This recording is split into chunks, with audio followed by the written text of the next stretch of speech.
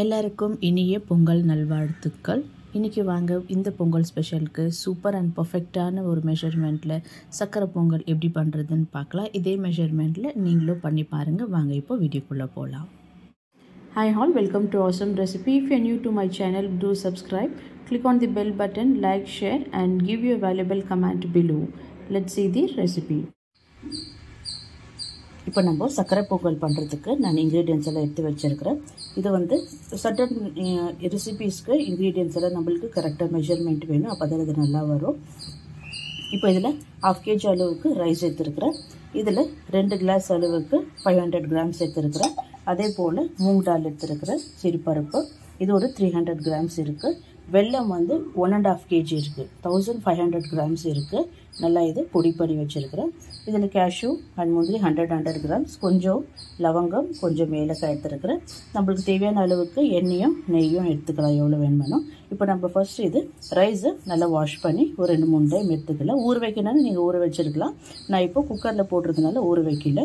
இது ரெண்டும் நல்லா வாஷ் பண்ணிக்கலாம். இப்போது ஸோ நல்லா அரிசி வாஷ் பண்ணியாச்சு. இது நம்ம குக்கரில் சேர்த்துக்கலாம் எல்லாமே.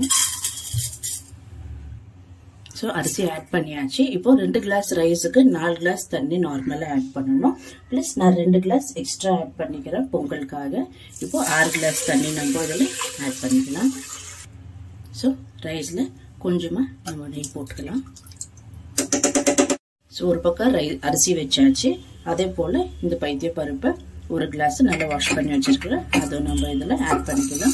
நீங்கள் இதில் ட்ரை ரோஸ்ட் பண்ணி கூட நீங்கள் வறுத்து எடுத்துக்கலாம். ஸோ இப்போ 1 கிளாஸ் பருப்புக்கு நம்ம ஏதோ 300 கிராம் இருக்குது. அதுக்கு நான் இப்போ 3 கிளாஸ் அளவுக்கு தண்ணி ஆட் பண்ணிக்கிறேன். ஏன்னா இது ரொம்ப தீஞ்சிடும் அதுக்கப்புறமா. ஸோ இதையும் நல்லா நம்ம இப்போ ஒரு 4-5 விசில் வச்சு நம்ம எடுத்துக்கலாம். இதை இப்போ நம்ம ப்ரெஷர் போட்டு ஒரு 6 விசில் வரட்டும். அதுக்கப்புறம் நம்ம நல்லா குழைச்சி வேக வச்சுக்கலாம், பரவாயில்ல. இது அதுக்கப்புறம் பார்க்கலாம். ஸோ பாருங்கள், இப்போ நம்மளுக்கு ஒரு 6 விசில் எடுத்து நல்லா இது ரெடி ஆயிடுச்சு ரைஸ். இப்போ நல்லா இது அந்த சூட்லேயே நம்ம மேஷ் பண்ணிக்கலாம். இப்போ இது ஒரு பக்கம் இருக்கட்டும்.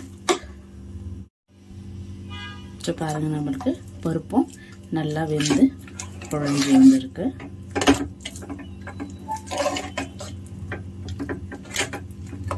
ஸோ இப்போ நம்ம வெல்லத்தை காசி எடுத்துக்கலாம். ஸோ அரிசியும் பருப்பும் ரெடி ஆயிடுச்சு. நம்ம இப்போ வெல்லத்தை நம்ம கரைச்சிக்கலாம். இதில் 1 ஸ்பூன் வெல்லம் ஆட் பண்ணிக்கிறேன்.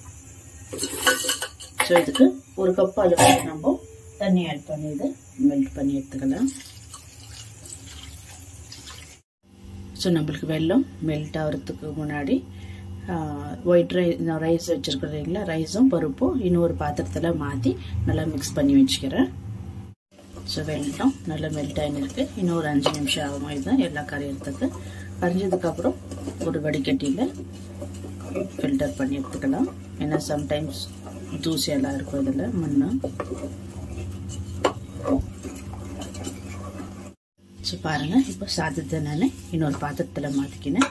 இப்போ இந்த வேக வச்ச பருப்பும் நம்ம இதில் ஆட் பண்ணிக்கலாம்.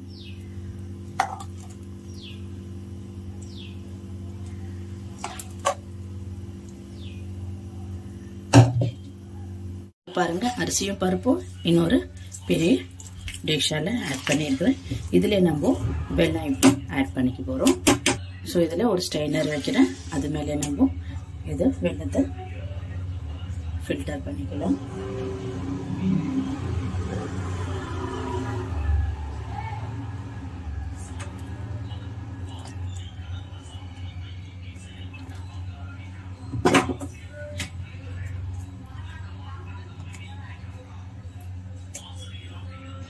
ஸோ பாருங்கள், இந்த ரைஸ்லேயே நம்ம எல்லாமே வெடிக்கட்டிட்டோம். இப்போ நல்லா மிக்ஸ் பண்ணிக்கலாம் ஸ்லோவாக. இப்போ ரொம்ப ஸ்லோவாக மிக்ஸ் பண்ணிக்கலாம். கேஸ் ஆன்லேயே இருக்கட்டும், மீடியம் ஃப்ளேம்லேயே இருக்கட்டும். ஏன்னா இது நல்லா கொஞ்சம் கெட்டியாகிற வரைக்கும் நம்ம மிக்ஸ் பண்ணி எடுத்துக்கலாம். இதை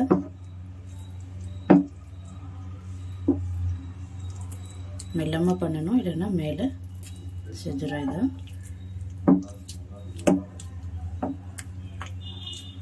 ஸோ நல்லா இதை கலரி கொடுத்ததுக்கப்புறம் இதுலேயே கொஞ்சமாக நான் ஏலக்காய் 25 கிராம்ஸ் எடுத்துருக்கிறேன். அது சர்க்கரை போட்டு கொஞ்சம் கிரைண்ட் பண்ணி வச்சிருக்கிறேன். ஏன்னா அப்படியே ஏலக்காய் நம்மளுக்கு பவுடர் ஆகாது. இதை மிக்ஸ் பண்ணிக்கலாம். இது கூடவே நம்ம எடுத்து வச்சிருக்கிற ஒரு 50 கிராம்ஸ் அளவுக்கு லவங்கம் ஆட் பண்ணிக்கலாம். ஸோ இதெல்லாமே சேர்த்து நல்லா இப்போ மிக்ஸ் பண்ணி எடுத்துக்கலாம். ஸோ இது இன்னொரு பக்கம் ஆகட்டும். இப்போ நான் இப்போ முந்திரி திராட்சை தாளிச்சிக்கலாம். இப்போ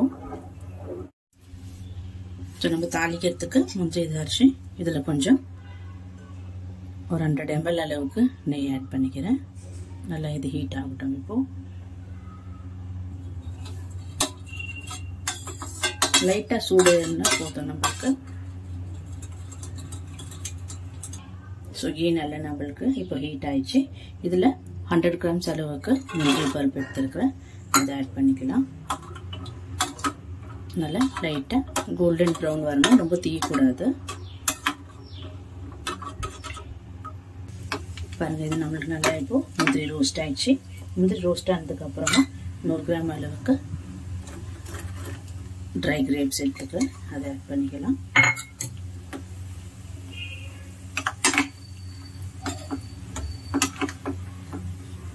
இது பபிள் ஆகிற வரைக்கும் நம்ம நல்லா ரோஸ்ட் பண்ணி எடுத்துக்கலாம். ஜஸ்ட் 2-3 செகண்ட்க்கு இது நல்லா ரோஸ்ட் ஆகிடும்.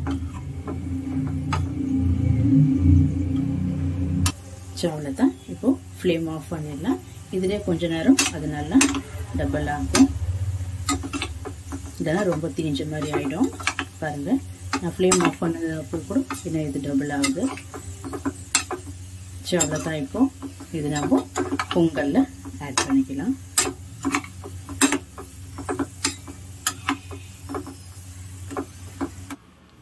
ஸோ அவ்வளோதான். எனக்கு அதை தாளித்து பொங்கலில் போட்ட கிளிப்பிங் மிஸ் ஆகிடுச்சு, சாரி. அதுக்காக நான் இதை இமேஜ் அட்டாச் பண்ணியிருக்கிறேன்.